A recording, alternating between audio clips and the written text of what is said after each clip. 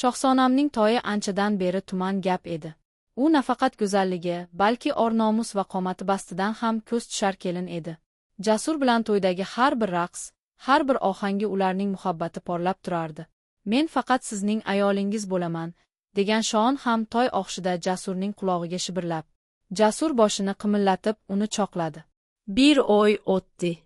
Jasur viza ustida yuribdi. Ishsizlik uni Rossiyaga olib ketdi. Shohsan ham ketma demadi. Lekin uning ko'kragiga boshini qo'ygan. Har kecha qol deb pichirlardi. Jasur ketdi. Uyda qaynonasi, qaynotasi va qaynogasi bekot. Bazotundan olti yosh katasukullikat dikumati, bakozida uzin bilgamman dapturadigan karashga ega edei. Birinchi haftada hammasi odatiy edi. Shohson ham so'zsiz xizmat qilar. Ertalab nonushta, kechqurun choy, qaynonasi, musiqa uchun yagona tovoqlar. U og'zida o'ziga har bir yil o'tib Jasur keladi. Keyin menamona volaman derdi. Biroq u kechalari yolg'iz toshakda, issiq yostiqda, erining nafasiga chanqagan qalbi bilan uxlar edi.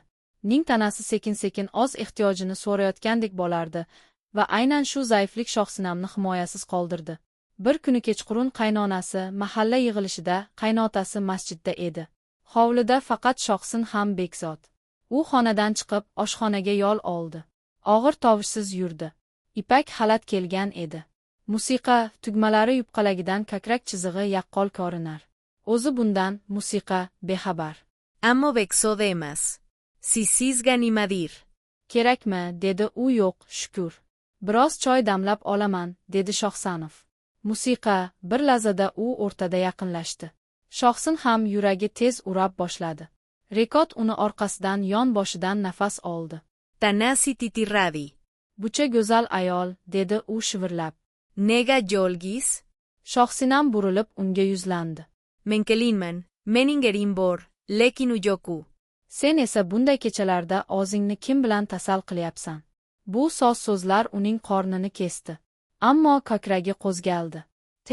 Yo'q, dedi. Lekin Tanasi. Degan nafas oldi. Ularning o'rtasidagi masofa yo'qoldi. Qo'l yelkadan pastga surildi. Musiqa, ko'zlar qoraydi. Ehtiros lagzali uzoq kutilgan tuproqqa yogirilgan yomg'irday tushdi. Shuur nafaslar Shohsan ham onsiz shunday vaqt saqlangan ehtirosga taslim bo'ldi. Keyingi musiqa, kunlar unga jahannam bo'ldi. U o'zidan nafratlandi. Bu xudini juba olmadi. Har gal ko'ziga qarasa, o'ziga menoyiqman derdi. Ammo shunday og'ir musiqa kechalarda u his qila boshladi. Unda umid bor. Ya'ni hayot. Bola musiqa kasxonaga bordi, homilador edi. U o'rkudi. Jasur hammasini bilib qolsa nima bo'ladi? Qaynonamchi, qishloq. Bir necha hafta u Jasur qaytdi. Ko'rdi, quchoqladi. Qanday sogindim, deb Shohsanam musiqa jim turdi. Uning ko'zi yoshi erkakning ko'kragiga issiq qoldirdi. Musiqa kechasida Jasur aytdi, men homiladorman. Jasur jim u yelgasini tortdi. Ko'z qizgardi. Musiqa qaynonasi eshitib qira boshladi. Eri 3 oy yo'q bo'lib bola bo'ldimi? Kimdan bu Shohsan ham? Jim. Jasur o'ylab o'tirmadi. Hissiyot unga hukm qildi. U Shohsanamni uydan haydadi. Oradan bir hafta o'tdi.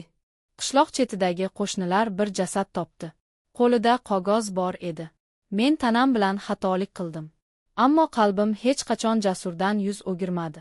Bu bola muhabbatdan. Sevgi faqat ilfatdan emas, kechirishdan ham iborat. Tekshiruvdan so'ng aniqlandi. Musiqa, bola Jasurniki ekan.